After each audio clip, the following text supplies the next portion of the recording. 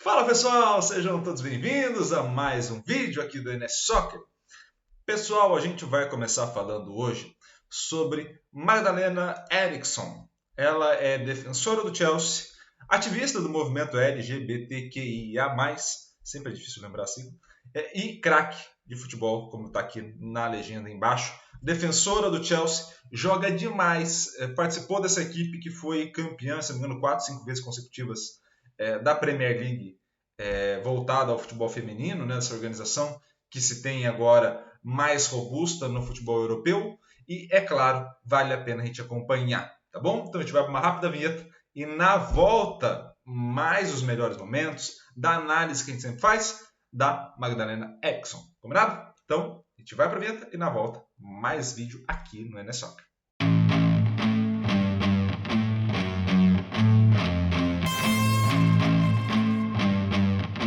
De volta, pessoal, já com o perfil dela, né? Ah, Iago, o perfil está em inglês. Por que você não mostra o perfil em português? É porque tem duas linhas no perfil em português, basicamente.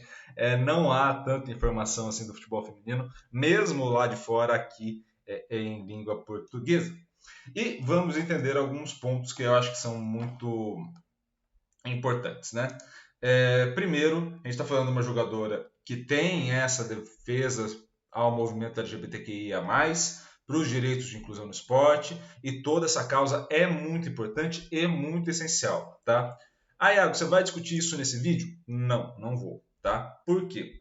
Porque eu acho que esse momento de discussão tem que ser um momento de discussão específica. Se eu falar agora nesse vídeo, vai ficar um minuto de que eu vou tentar fazer algo ou uma argumentação sobre algo que é muito mais complexo e, é claro, exige muito mais tempo. Então, se vocês gostarem da ideia de discutir esses outros temas aqui no canal, me avisem aqui embaixo nos comentários e eu trago pessoas que possam participar também, tá? Principalmente pessoas que possam dar uma opinião e possam se expressar num ponto de vista até mesmo mais direto, que já lidam com o assunto diretamente, tá? Seja na questão pessoal ou também nas questões de estudo, tá?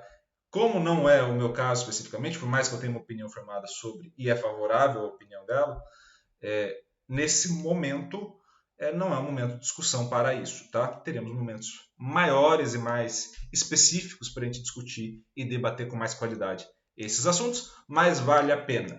Não que vocês me ouçam falar nesse sentido agora, mas principalmente que ao ver esse vídeo vocês vão buscar informações, entrevistas que ela fez, que ela já deu sobre o movimento, sobre a luta dos direitos e as dificuldades pela qual elas passam. Beleza? Então é nesse sentido.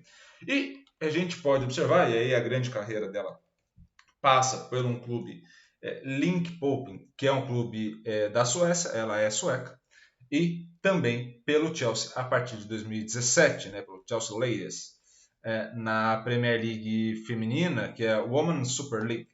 Né? Ao longo dessa carreira que ela vai ter, a gente pode destacar algumas coisas como os títulos, né, que ela ganhou. Ela tem 4 títulos de liga, então a gente está falando de uma jogadora que desde que chegou ganhou todos os títulos de liga, basicamente, né? A gente ainda está na disputa dessa atual temporada da FA Women Super League. Também apresenta 3 títulos de Copa, então tirando a temporada aí 18-19 e 19-20, né? Ela ganhou todas as Copas também, né? A Women FA Cup, e também apresenta mais 2 títulos de Women League Cup, né? Que mais ou menos seria a Copa da Liga Inglesa, né? Para a gente aproximar um pouco mais do futebol masculino, para quem tenha mais conhecimento de futebol masculino, e a FA Community Shield em 2020. Ela também é medalhista de prata na Olimpíada de 2016, aqui no Rio de Janeiro, e também na de 2020. Tá? Além disso, né, na Copa do Mundo Feminino, em 2019, a equipe da Suécia foi em terceiro, ela era titular da equipe da Suécia. Então consta aqui o terceiro lugar também. Tá? Então a gente está vendo uma trajetória de uma jogadora, de uma defensora, que é muito completa. Então quando a gente coloca essa questão do ativismo, dos movimentos, das questões mais privadas e também do esporte no sentido de direitos, é claro que a gente tem que levar em consideração e é muito importante. Tá? Talvez o grande ponto seja a gente equilibrar, para quem é amante do futebol, essa discussão com a avaliação da jogadora, tá?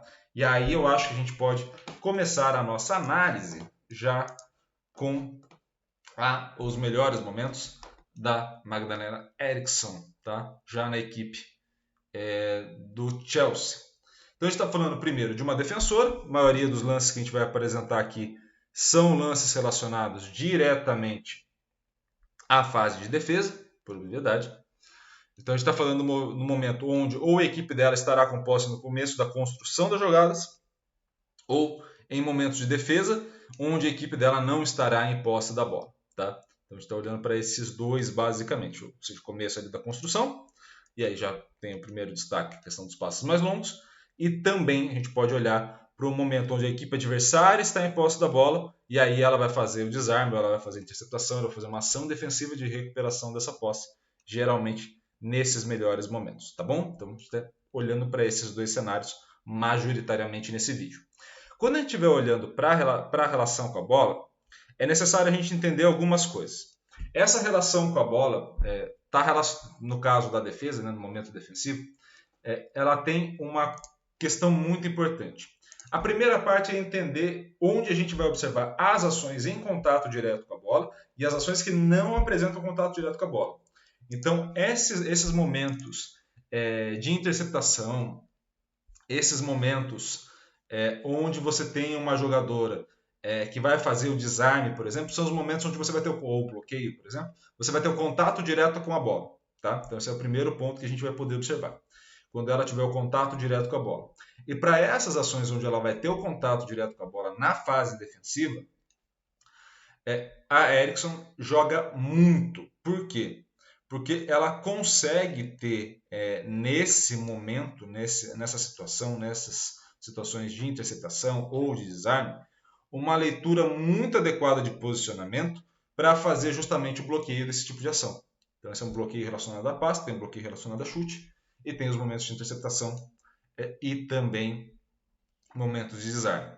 Então, a gente está olhando para uma jogadora que se posiciona muito bem, e aí quando eu estou falando de posicionamento, não necessariamente a gente esteja falando da posição em campo, tá? Percebam isso. Ela está sempre muito bem orientada para a bola.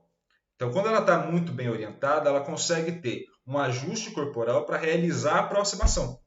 E aí ela realiza a interceptação, realiza o desarme ou o bloqueio e consegue fazer com que a equipe dela ou diminua a probabilidade de sofrer gol ou recupere a posse da bola e aí inicia sua probabilidade de realizar gol. Tá? Então são duas situações aí que a gente pode observar de maneira mais clara. Tá? Então a gente está olhando para uma jogadora que ela tem, dentro dessa fase defensiva, uma excelente relação com a bola. Na construção da jogada, a gente já viu esse destaque aí, né?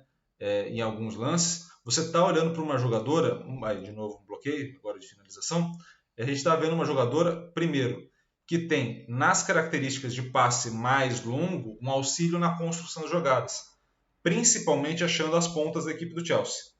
Então, nesse cenário que a gente está analisando uma jogadora que tem não só uma contribuição muito efetiva na fase defensiva, que seria o grande ponto para ela sendo defensora, mas também uma jogadora que tem uma contribuição muito grande na fase ofensiva, principalmente no início dessa fase ofensiva, fazendo essa ligação direta, essa bola um pouco mais longa, em direção às atacantes, principalmente as pontas.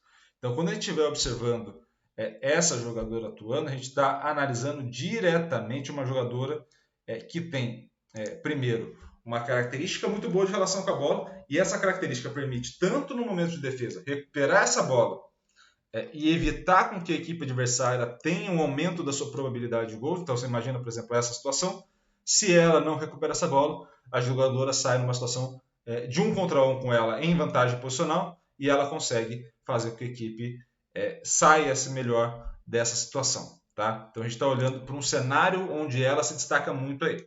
Tá? Isso olhando relacionado diretamente à relação com a bola, à competência de relação com a bola. Quando a gente for olhar a situação do espaço, a gente está falando de uma jogadora que joga basicamente num corredor central, um pouco mais voltado à esquerda. Tá?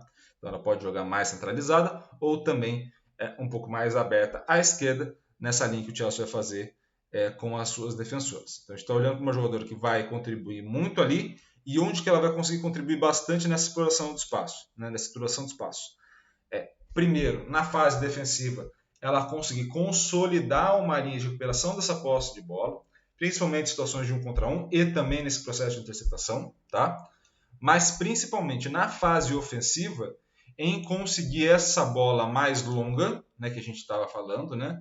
Conseguindo essa bola mais longa, explorar esse espaço de diferentes maneiras. Então, ela vai conseguir ter um pouco mais de campo, porque as defensoras acabam sofrendo menos pressão nesse sentido, né? Você acaba tendo mais campo para você trabalhar. E ali você ter, ao longo dessa bola mais longa, encontrar e explorar melhor os espaços com a equipe. Tá? Esse é um ponto também importantíssimo de a gente levar em consideração. Isso vai acabar acarretando diretamente no processo de comunicação na ação relacionado a 2 momentos. Sem a posse da bola, ou seja, na fase de defesa, a gente pode olhar o processo de comunicação na ação tendo uma leitura adequada do que a adversária vai fazer. Tá? Então, o que a adversária vai fazer?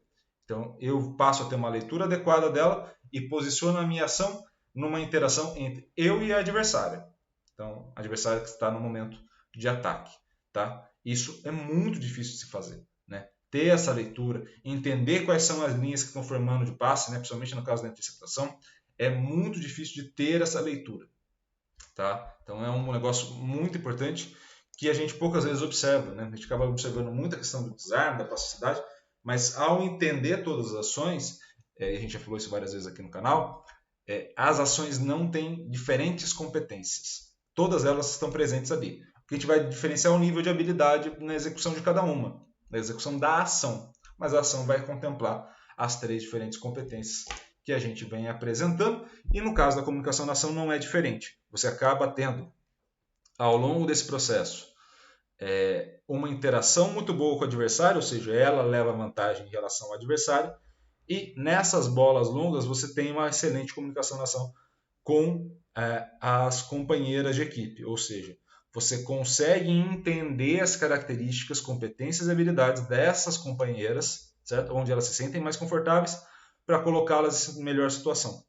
Então a gente parte para uma jogadora que na defesa contribui muito para os 2 momentos que a gente coloca, geralmente defesa e ataque, né? A gente pode colocar vários outros momentos ali, como transições, a gente já explicou isso em outro vídeo, mas focando em defesa e ataque, ela consegue contribuir nos 2 muito bem, muito bem.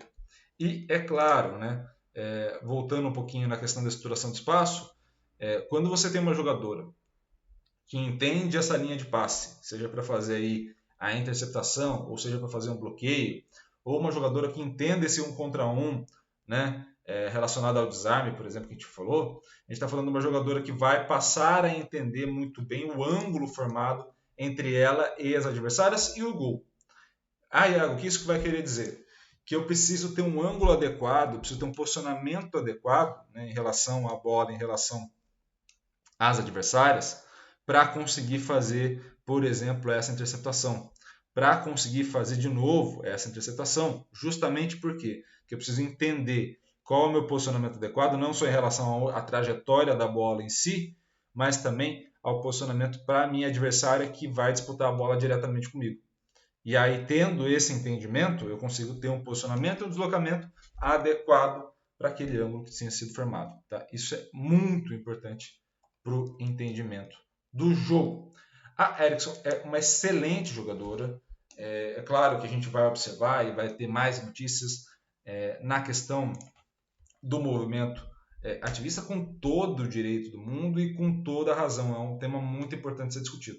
Mas a gente não pode deixar de ressaltar que, levando isso ou não em consideração, ela já está na história do futebol feminino, muito por conta da trajetória dela na seleção e no Chelsea, né? Está falando de uma seleção muito forte, 3º lugar na última Copa do Mundo 2019, 2 vezes medalhista. Então, para além ou complementando o movimento ativista, que é de fato muito importante, a gente está falando também de uma jogadora que é muito inteligente, que entende as demandas de jogo, que tem uma leitura de jogo muito boa e que, a partir da sua forma de jogo, a partir dos seus movimentos de jogo, contribui demais para a equipe.